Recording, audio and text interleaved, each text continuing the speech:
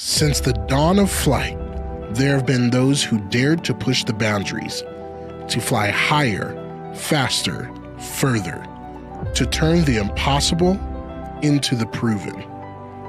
Here in the heart of Mojave lies the proving ground for aerospace innovation, Edwards Air Force Base. Edwards lives for firsts, the core of which begins at the United States Air Force Test Pilot School. For 80 years, this legendary institution has forged the specialized cadre of professionals who stand at the critical junction between concept and capability. Our mission: to venture into the unknown, to evaluate the unproven, to take the most advanced aerospace systems and rigorously define their limits.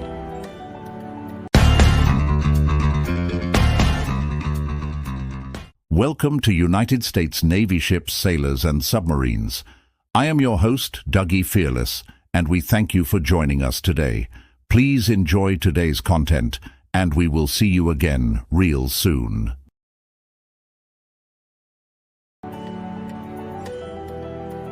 Today, TPS is transforming, modernizing for a new era, embracing the complexities of data-driven test, artificial intelligence, autonomy, and multi-domain integration.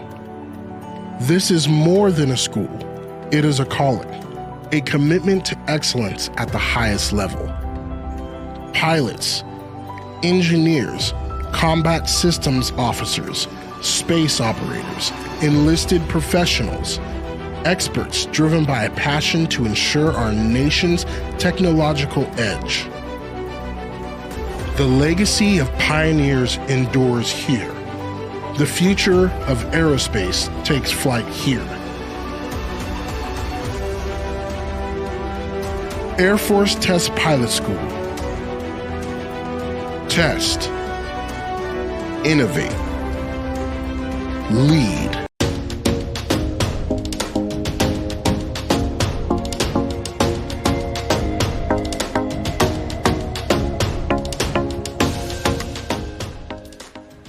Really what we're trying to get is adaptive, critical thinking engineers that can go on all different types of aircraft, platforms, systems, and be able to think about, how do I take this problem? How do I figure out what the risks are? And how do I go out and safely, securely, effectively, and efficiently test the system?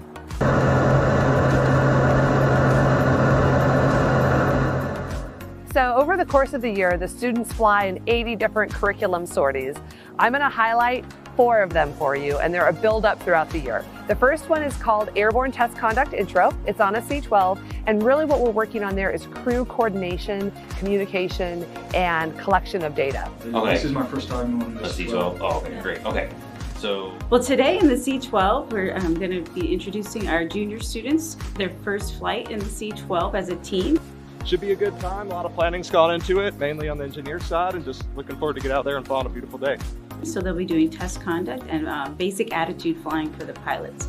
So this is their first time to kind of work as a team and work on that communication and how to safely and securely and effectively run a mission so that they can do it in a timely fashion while collecting all the required data in a safe manner.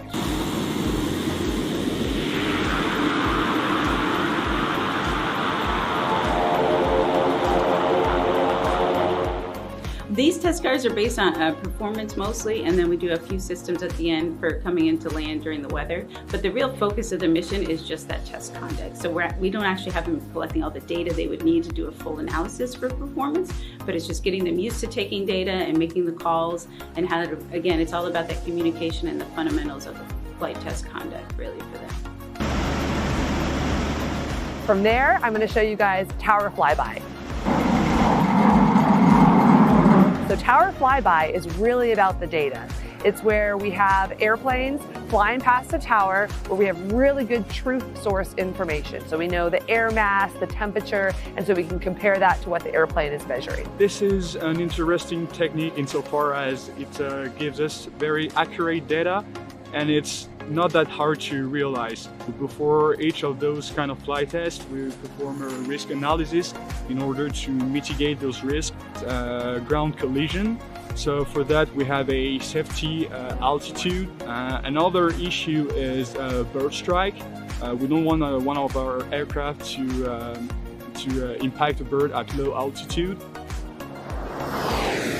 All right, then fast forward in the curriculum, and the students are now getting in a much more complex test. You're going to see high angle of attack testing on the F-16.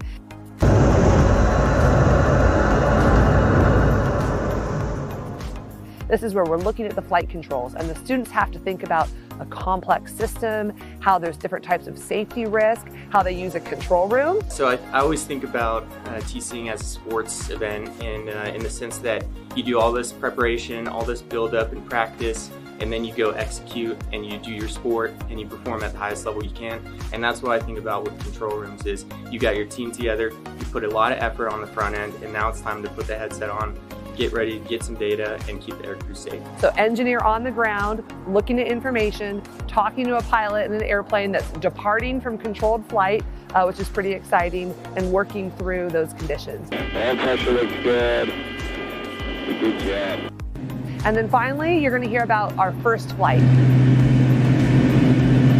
So the students have to go out and think about how they would take a brand new airplane and approach that for the very first time.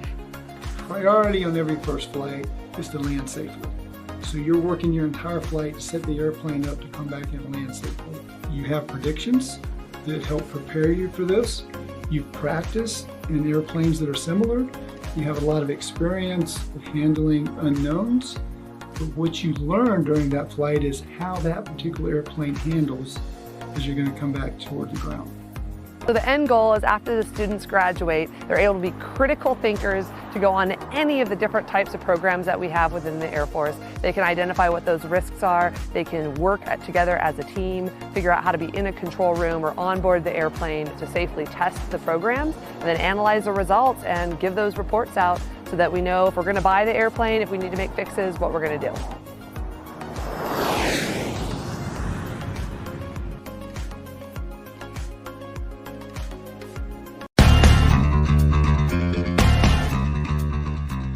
We thank you from the bottom of the deep blue sea for sticking around until the end of this video. If you enjoyed today's content, then please do us a solid and smash the like button and consider subscribing to our channel. As always, if you have served in the United States Armed Forces, we thank you for your service, and we acknowledge that if not for your sacrifice, this channel would not be possible, and we salute you.